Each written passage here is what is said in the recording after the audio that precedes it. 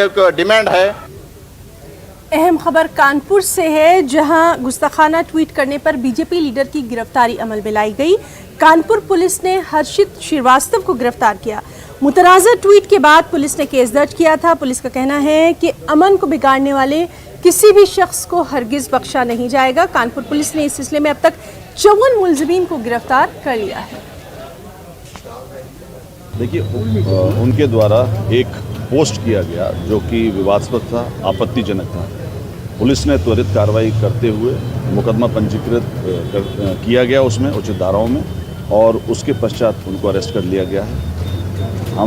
मैंने पहले भी कहा है, क्लियर है, किसी भी गवर्नमेंट की पॉलिसी क्लियर है कि कोई भी धार्मिक उन्माद फैलाने का प्रयास करेगा, कोई भी माहौल को ख़राब करने का प्रयास करेगा, किसी भी वर्ग से क्यों ना हो, उसके खिलाफ निष्पक्ष कार्रवाई की जाएगी, सख्त कार्रवाई की जाएगी।